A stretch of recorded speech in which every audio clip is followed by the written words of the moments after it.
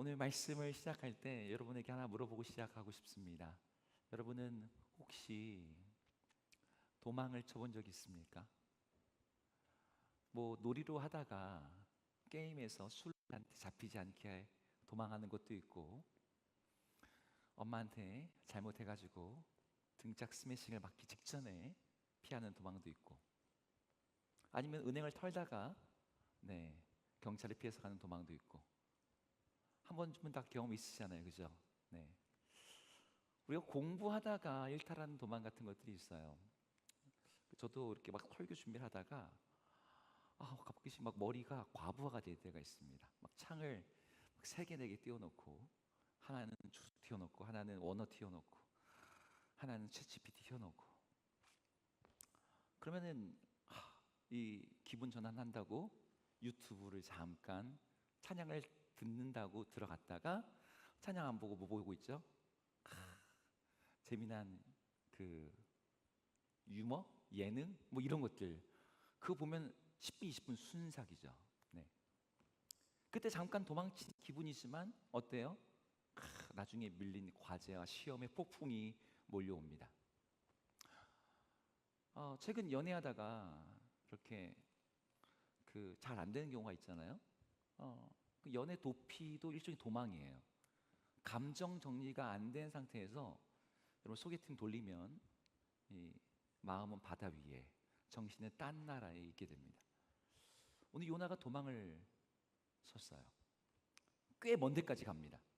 근데 그 도망간 여정에 정말 많은 돈과 시간과 위험을 감수하면서 이 도망을 갔거든요. 요나가 왜 도망갔을까요? 우리가 지난 시간에 뭐 몇 가지 얘기했어요.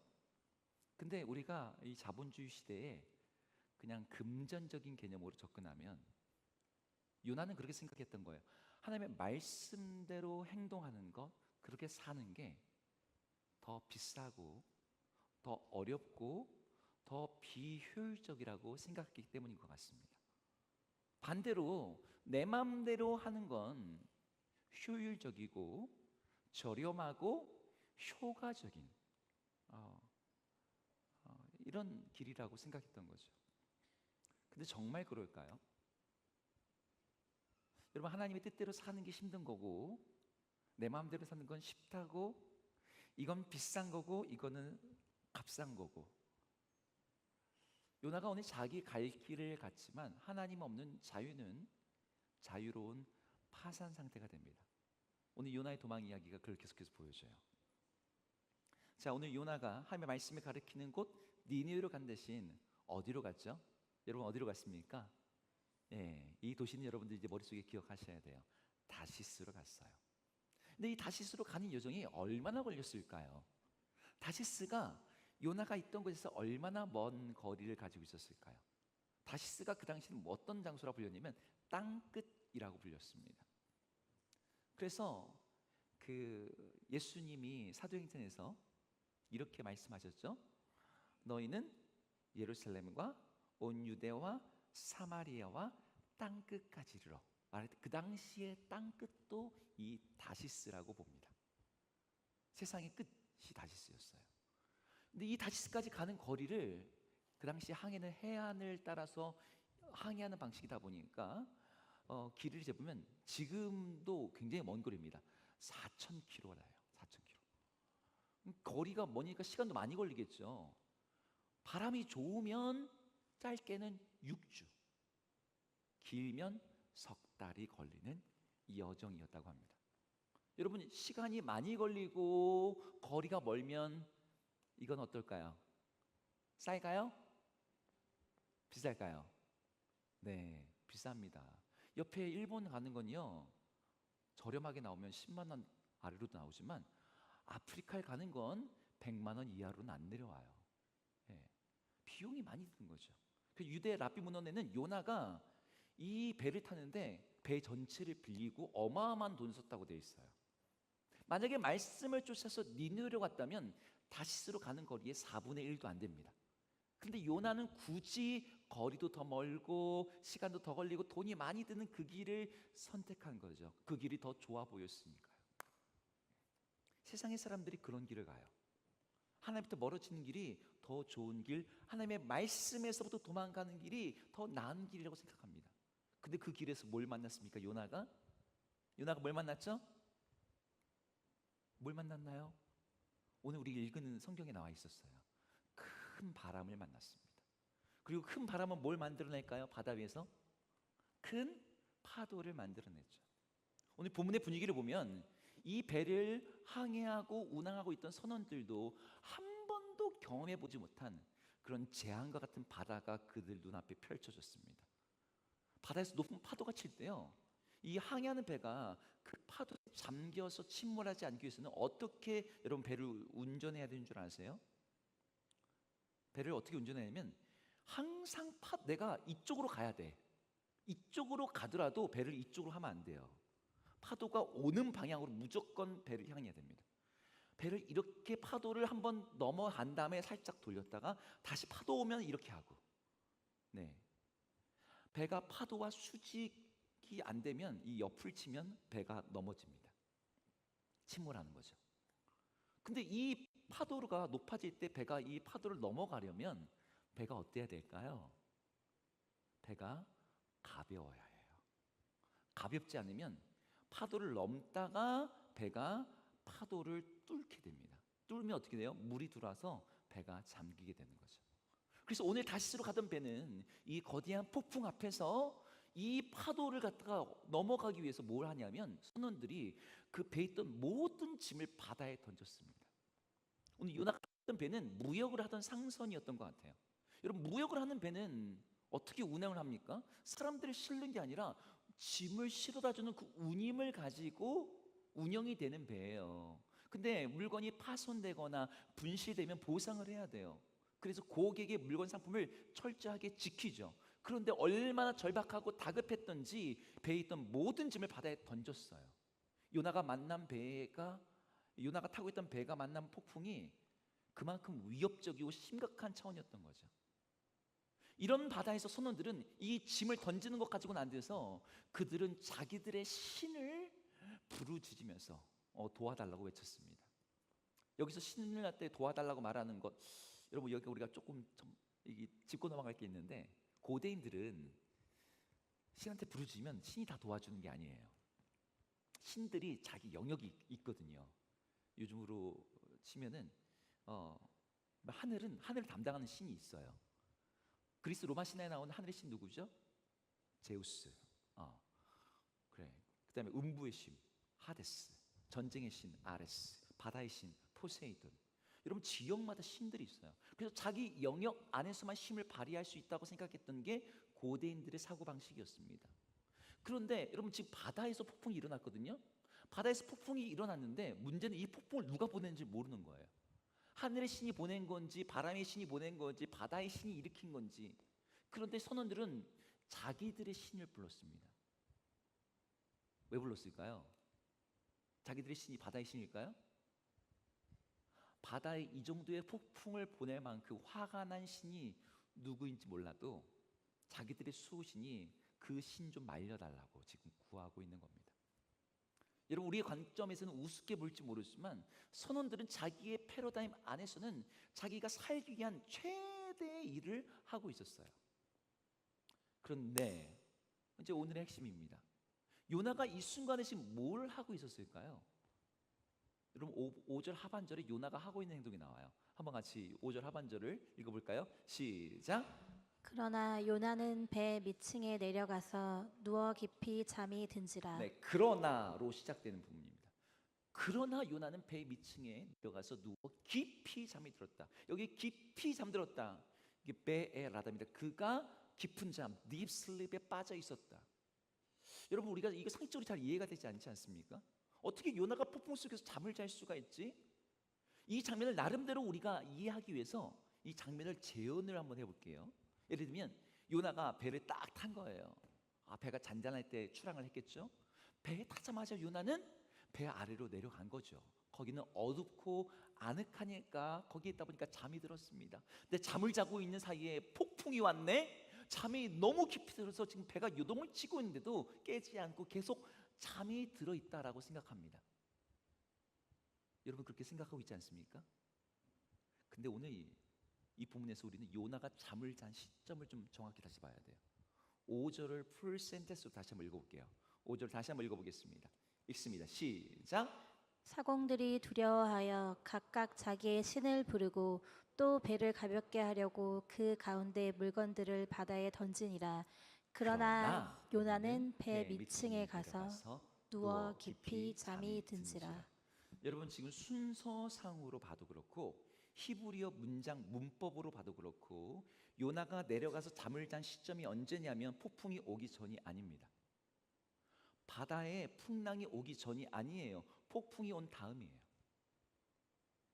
선원들이 이 배를 어떻게든 살리려고 배를 조종하며 짐을 다 내던지며 자기들의 신에게 부르짖고 있는 걸 보고 있으면서 요나가 배 밑으로 내려가서 잠을 청한 거예요. 여러분, 이상하지 않나요?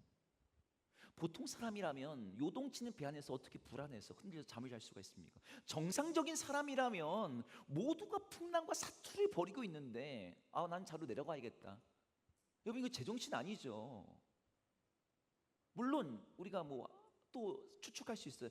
자기는 배에 대해서 아는 게 아무것도 없으니까 그냥 선원들이 알아서 하겠지, 그냥 맡기고 내려가는 거 아닐까요? 아니면 위에 있다가 너무 피곤하고 멀미가 꼬액꼬액 나가지고 그래서 내려간 거 아닐까요?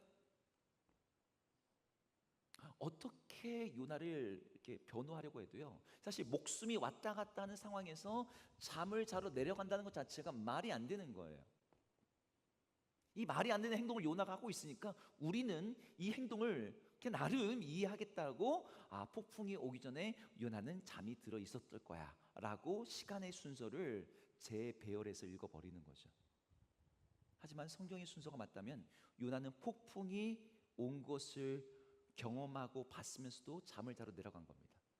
모두가 부르짖고 있는 상황에서, 모두가 기도하면서 몸부림치고 있는 상황에서 정작 하나님의 사람이 배 밑창 어둠 속에 내려가서 잠을 청하고 있었던 거죠. 70인역이라는 구약 사본에는요, 요나가 코를 고며 자고 있었다라고 써 있어요. 자, 그럼 여기서 우리 질문을 던지지 않을 수 없죠. 요나가 왜 어떻게 그 폭풍 속에서 두려워하거나 기도하거나 살려고 하지 않고 잠을 자러 내려갔을까? 그냥 피곤해서? 아니면 자포자기는 마음에 다 죽었네 이러면서 내려간 걸까요? 오늘 요나의 잠은 하나님에게서 도망친 사람이 어느 지경까지 영적으로 무감각해질 수 있는지를 보여주는 본문이에요. 이 폭풍 앞에서 아무런 각성도 아무런 인식도 하지 못하고 있어요. 그 폭풍이 요나 때문에 온 건데, 오늘 요나가 잠들어 있는 것은 요나가 영적으로 죽어 있는 상태에 있음을 말해줍니다. 오늘 본문이 보여주는 건요, 배가, 본문에 나오는 큰 위기는 배가 지금 난파당할 위기에 있다, 풍랑이 거세다, 이게 아니에요. 하나님의 사람 요나가 영적인 깊은 잠에 빠져 있어서 영혼의 무감각 가운데 있어서 하나님 앞에서 죽은 자와 같았다라는 게 오늘 본문이 보여주고자 하는 핵심 내용입니다. 요나처럼 하나님을 피해서 말씀을 외면할 때, 그리고 하나님부터 더 멀어지고 더 힘들고 더 많은 값을 치러야 되는 도망의 길을 선택하는 사람들에게 그 일의 시간과 돈과 많은 걸 쓰자. 그런데 그들에게 위기가 와요. 어려움이 옵니다. 근데 그분들이 뭐라고 그때 얘기하냐면, 하나님 나에게 왜 이런 시련을 주시나요? 라고 묻고 따집니다. 하나님 내게 왜 이런 고통이 옵니까? 사실은 자기가 자초한 일이거든요. 자기가 만든 지옥에 자기가 지금 누워있고 자기가 싸질러 놓은 똥에 자기가 주저앉아 있으면서 하나님 탓을 해요. 제가 그런 분들을, 그리고 그런 청년들을 지켜보면서 왜 이 객관적인 자기 이해와 파악을 못하지? 제가 그렇게 생각하다가 거기에 일종의 패턴이 있다는 걸 발견했습니다. 그 패턴이 뭐냐면, 사람이 하나님부터 멀어지면 멀어질수록 어떤 현상이 발생하냐면 영적으로 무감각해져요. 이거 좀 쉽게 비유를 설명해 볼게요.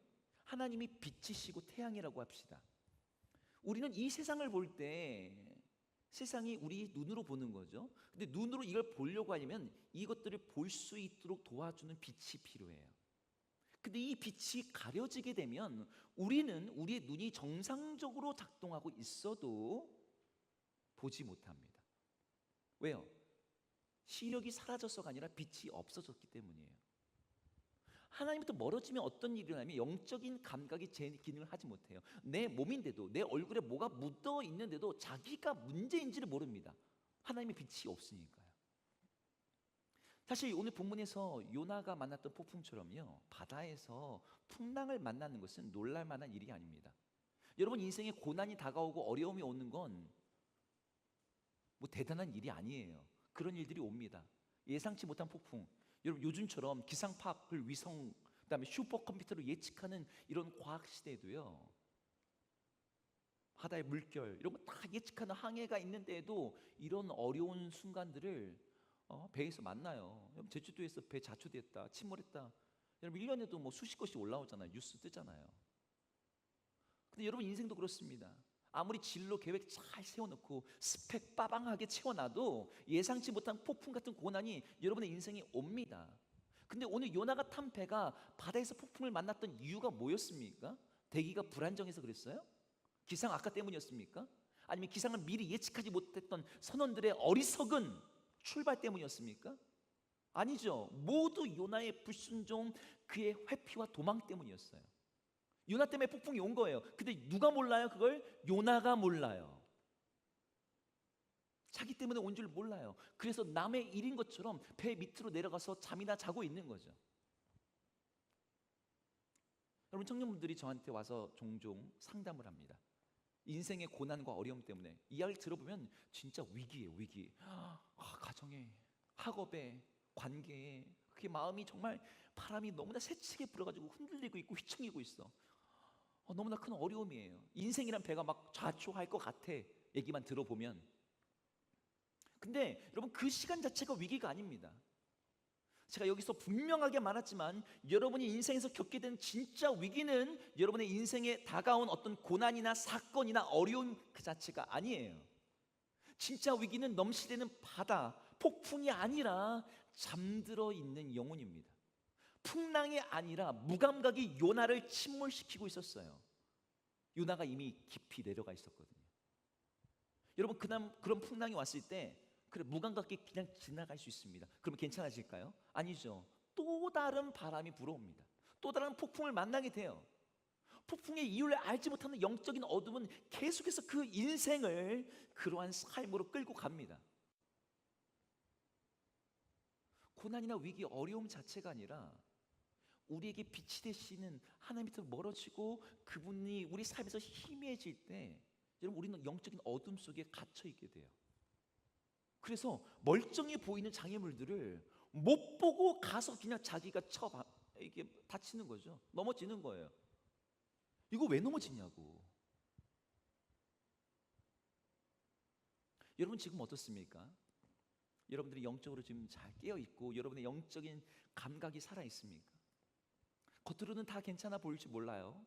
하지만 영적으로 무감각해지고 잠들어 있는 분들도 여기 아마 있을 수 있어요.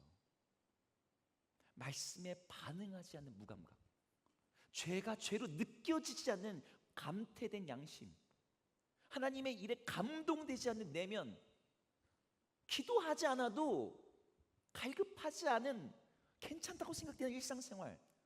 여러분, 그게 진짜 위기인 거예요. 하나님 없는 어둠 속에서 내가 지금 눈을 멀고 있는데 그게 괜찮아요. 여러분, 제 인생의 최고 위기가 여기 주사랑교회 있을 때 왔는데 노안이 왔다는 점이죠. 여러분, 노안이 아직 안 왔죠? 한번 와봐요. 여러분 인생이 그때부터 새롭게 펼쳐집니다. 앞이 안 보여. 요즘 누가 MZ 청년들의 신앙을 이렇게 평가하더라고요. 신앙이 있다는 것만으로 충분하다는 자기 위안에 빠져 있다고. 예배당에 있으니까, 헌금을 드리니까, 교회 활동을 하니까 괜찮다고 생각한다고. 여러분, 요나 보세요. 요나 선지자예요, 선지자. 타이틀이 좋지 않습니까? 근데 그도 무감각하게 빠졌어요. 폭풍이 자기 때문에 왔는데 모두 정말 자기의 신을 부르짖고 있는데, 하나님이 그냥 안 믿는 사람들도 신께 막 기도하고 있는데 자기는 잠자러 내려간 거죠. 제가 예전에 섬기던 교회에 이 고등부를 섬겼는데 친구가 이렇게 한 친구가 계속 안 오는 거예요. 그래서 이제 전화를 했습니다. 이게 전화가 안 돼. 그러다가 이제 통화가 됐어요. 야, 너 왜 요즘에 이렇게 안 보이니? 무슨 일이니? 했더니 제가 요즘에 너무 바쁘고 피곤해서 제가 아침에 못 일어나요. 전에 있던 교회 고등부 예배 시간이 아침 11시였거든요. 11시인데도 못 일어나는 거야. 그런가 보구나. 공부를 많이 하길래 그런가 보다. 많이 쳤나 보다. 그리고 제가 기도를 해주고 있는데 걔랑 한 친구가 저한테 얘기합니다. 목사님, 걔 요즘에 PC방에서 살아요. 지금 게임 레벨이 지금 장난 아니에요. 제가 들어봤더니 그 정도의 레벨을 키우려면은 최소 100시간 이상을 캐릭터에다가 쏟아 부어야 된대. 매일 2시간씩 두 달 해야 돼, 두 달. 근데 주말에 평일에 시간이 많지 않잖아요. 주말에 8시간, 10시간씩 쓰는 거죠. 게임 속에 지옥은 정복을 했는데 예배는 바빠서 못 오는 거야. 전형적인 영적인 무감각, 영적인 잠에 빠져 있는 거죠. 몇 달간 키워낸 영웅 캐릭터 앞에서 자기가 뭐라도 된 것 같은 거짓된 성취감과 자아 도취감에 빠져가지고 예배를 안 드리는데 하나님 없어도 난 재밌고 즐겁고 더 괜찮아지고 있다고 생각하고 있는 거죠. 이게 나를 쉬게 하고 있다고 믿고 있는 거죠. 제가 어릴 때 전라도의 안마도라는 섬에서 살았어요. 저희 아버지가 섬에서 목회를 했는데 섬의 교회가 그 당시에 뭐 성도님들이 제가 정확히 기억이 안 납니다. 한 3, 40명 정도 모였던 것 같아요. 근데 섬에 이분들이 월급을 받는 게 아니거든요. 다 농사하든지 그 다음에 이렇게 바다에서 바지락 팔고 뭐 이렇게 일을 해요. 사례비를 받는데 이 사례비가 이렇게 잘 안 들어오는 거죠. 생활이 어려우니까 저희 아버지가 이제 저희 서울에 사시던 큰아버지가 사업을 하셨거든요. 큰아버지의 투자를 받아서 당시에 85년도, 6년도에 500만 원이라는 거금을 들여서 작은 어선을 하나 구입했습니다. 요즘으로 치면 한 5억 되는 돈입니다. 그 당시에 하여튼. 그래서 그 어선으로 고기도 잡아서 생활비도 하고 교회 지정도 이렇게 하고 그렇게 이제 하다가 이렇게 하는데 고생을 많이 하셨죠. 그러다 어느 날 이 섬에서 이제 뭐 이게 기독교 백화점을 가든 뭘 사러 가든 육지로 나가야 되잖아요. 하여튼 법성포 많이 나오는 법성포로 나갔는데 태풍이 올라온다는 이 예보로 인해서 모든 배들이 항구에 다 묶이게 된 거예요. 근데 문제가 하나 있었는데 뭐냐면 다음 날이 주일이라는 거야. 이 목사인데 자기가 바람이 좀 분다고 교회를 비운다는 게 이게 마음이 너무 걸리셨는지 사람들의 만류에도 불구하고 지금 여기 보면 괜찮지, 항구니까 괜찮아 보이는데 저기 나가면 너 파도 장난 아니야. 그런데도 불구하고 우리 아버지가 한낮에 비가 내리고 바람은 불어도 아직은 조금 그래도 빛이 있는 때에 배를 끌고 항구 밖을 나온 거예요. 이 법성포에서 안마도까지 거리가 배로 한 직항으로 오면 2시간 정도 걸립니다. 그래서 섬으로 들어오겠다고 전화를 딱 받았어요. 그럼 2시간이면 와야 되는데 저녁이 돼도 안 오는 거예요. 지금 파도가 어마어마하게 높이 치는데 폭풍이 가득해서 하늘에 구름도 별도 이게 뭐 아무것도 안 보여요. 파도가 그 당시 어느 정도냐면 파도 높이가 12m. 여러분 12m가 여러분 무슨 파도가 12m 쳐 이렇게 생각하죠? 실제로 나가면 12m, 30m짜리 파도가 있어요. 30m는 배가 12m 밑으로 쑥 내려갔다가 쑥 올라옵니다. 네, 이거를 계속 하는 거죠. 하다가 지금 그런 상태인 거예요. 이런 상태니 집에 난리가 났습니다. 밤 9시가 돼도 안 오세요. 성도들이 교회에 모여가지고 막 기도하고 저희 어머니 섬의 언덕에 올라가서 바다 건너편에 배 윤곽이라도 보이는지 막 다들 저희 아버지 죽었다고 생각했습니다. 그래서 저희 아버지가 밤 9시, 거의 9시간, 10시간 거쳐서 그 폭풍을 뚫고 항구로 들어오신 거예요. 정말 섬이 발칵 뒤집혔어요. 배를 20년, 30년 몬 선장들도 이런 바다에서 살아나올 수가 없다고. 어떻게 왔냐고. 그 높은 파도를 뚫고 어떻게 왔냐고. 정말 너무 신기한 거죠. 정말 하나님의 은혜라고밖에는 말할 수 없는 이제 그런 복기를 하신 거예요. 갔다 와서 우리 아버지 이제 간증이, 그리고 주일 지키기 위해서 목숨 9시간 10시간 파도 뚫고 왔다. 여러분, 이 프라이드가 어떻겠습니까? 오늘 요나, 우리 아버지의 경우는 이 폭풍을 뚫고 오셨지만, 요나는 하나님이 요나를 돌이키기 위해서 폭풍을 보내신 거였잖아요. 요나를 죽이기 위해서 폭풍을 보낸 게 아니잖아요. 요나를 살리기 위해서 보낸 거죠. 사실 오늘 본문을 직역을 하면 바람이 바다 위에 내렸다라고 되어 있는데, 직역을 하면 바람을 던졌다라고 되어 있습니다. 이 던지다라는 동사가 바람하고 매칭이 좀 안 맞지만, 사실 성경에도 이 단어가 매칭되어 있는 이 표현이 여기만 나와요. 이 던지다 이런 건 창을 던지다, 뭐 이럴 때만 쓰는 단어거든요. 근데 하나님이 지금 바람을 요나가 있는 배에다가 던지신 거죠. 이 말은 뭐예요? 하나님이 요나를 되돌리시려고 이 한번에 의도적이고 어떤 격렬한 극적인 그 마음을 담아서 행동을 하고 계시는 거예요. 근데 이걸 던졌는데 요나가 뭐 하고 있어요? 자요. 계속 자. 그러니까 하나님이 이 바람 가지고는 얘를 못 깨우겠어. 그러니까 뭐 하시죠? 하나님을 알지도 못하고 믿지도 않는 그 배의 캡틴을 배 밑창으로 내려보내십니다. 그리고 그 선장으로 하여금 얘는 고객이니까 그냥 잠이나 자게 놔둬야지 라고 하지 않으시고 이 선장으로 요나에게 말을 하게 하세요. 그 말이 6절에 나와 있습니다. 6절 한번 읽어볼게요. 6절 읽겠습니다. 시작. 선장이 그에게 가서 이르되 자는 자여 어찌하느냐 일어나서 내 하나님께 구하라 혹시 하나님이 우리를 생각하사 망하지 아니하게 하시리라 하니라. 네, 여러분, 여기에서 선장이 요나한테 자는 자여 어찌함이냐, 일어나서 하나님께 구하라. 혹시 하나님이 우리를 생각하사 망하지 않게 할 수도 있잖아. 여러분, 이 말은 선장이 요나를 그냥 깨우는 말이 아니에요. 너라고 뭐라도 해야 되지 않겠어? 이런 말이 아닙니다. 여러분, 이 말을 이 히브리 단어로 정확하게 보면 하나님이 요나서 1장 2절에 했던 그 단어들이 그대로 다 들어있습니다. 우리말에는 일어나서 구하라. 근데 요나서 1장 2절에 뭐라 했으면 너는 일어나서 큰 성 니느웨를 향해 외치라. 일어나라 외치라는 단어가 똑같이 우리말로는 다른 단어로 되어 있어요. 하지만 원문으로는 똑같은 단어로 되어 있습니다. 이게 무슨 말이에요? 하나님이 선장의 입을 통해서 예전에 요나가 들었지만 거부했던 그 하나님의 음성을 다시 듣게 만드시는 거죠.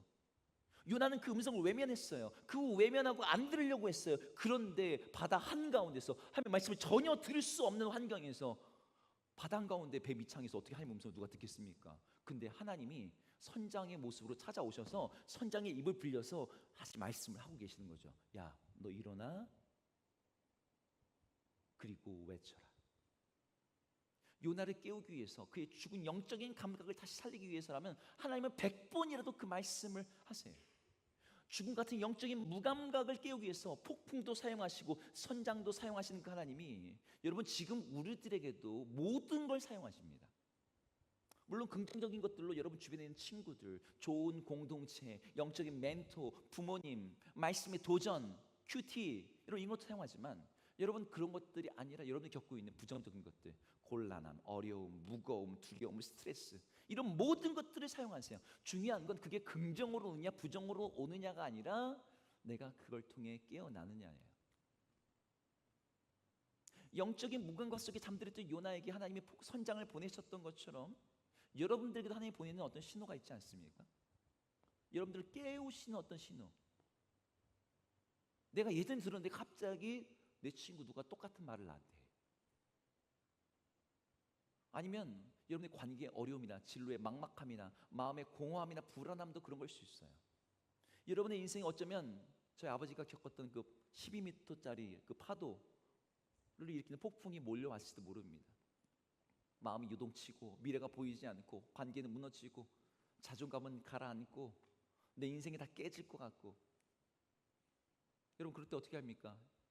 어두운 지하실 같은 영혼이 무감각 상태에서 나 이러다 죽겠지 그러고 잠잘 겁니까? 아니죠. 저희 아버지 얘기 계속해 볼게요. 폭풍이 치던 바다에서 어떻게 왔냐고 사람들이 다 궁금해하잖아요. 궁금해하니까 어떻게 나왔는지 얘기를 해주시는 거예요. 캄캄한 밤에 하늘이 진짜 아무것도 안 보이는데, 그러니까 바다하고 하늘도 구분이 잘 안 돼. 이런데 파도가 이렇게 포말이 일어나면 하얗게 되거든요. 그것만 보여.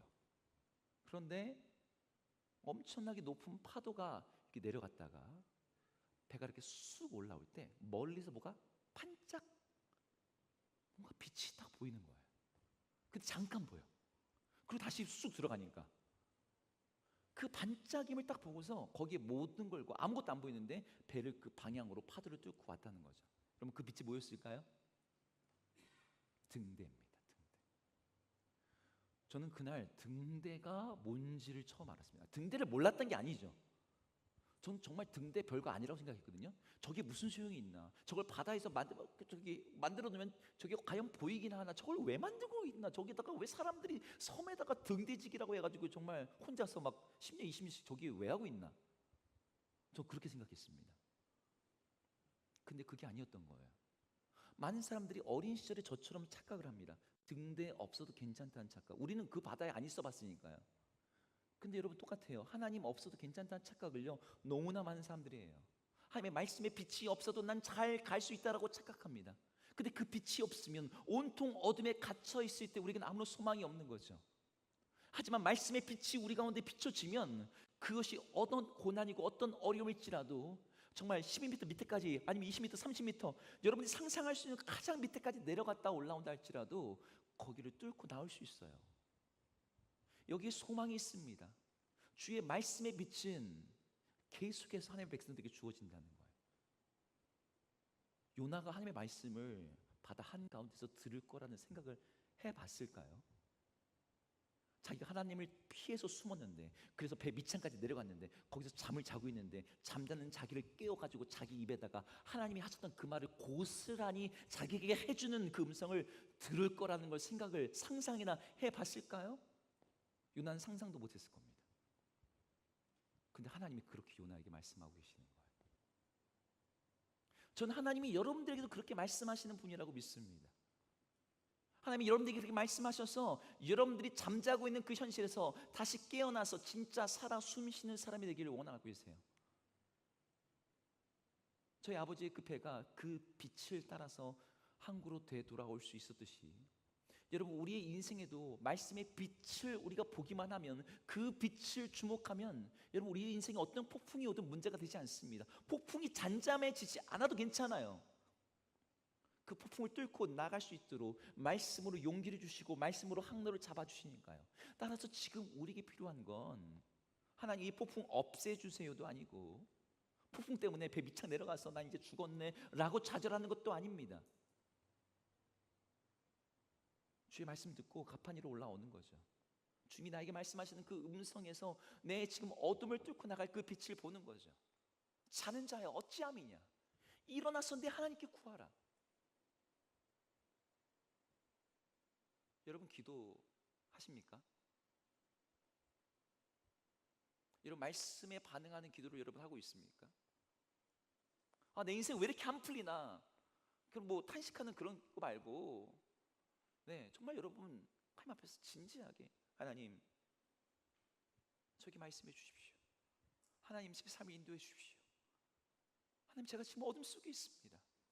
하나님 제가 절망 속에 있습니다. 주님 제가 폭풍 속에 있습니다. 하나님 그러나 주님께서 말씀으로 제게 빛을 비춰주시면 저는 다시 일어날 수 있고 저는 다시 깨어날 수 있고 저는 다시 주님께로 갈 수 있습니다. 여러분 그렇게 기도해 보세요. 그럼 우리 주님 여러분에게 말씀하십니다. 주의 음성을 들려주세요. 나도 스스로 일어날 수 없는 나의 이 영적인 무감각 같은 이 죽음에서 주님이 우리를 일어나라. 나사로가 뭐 자기 힘이 있어서 일어났습니까? 주의 말씀이 들려오니까 나사로가 일어났어요. 여러분 주의 말씀이 여러분의 삶에 들려오면 여러분 일어날 수 있습니다.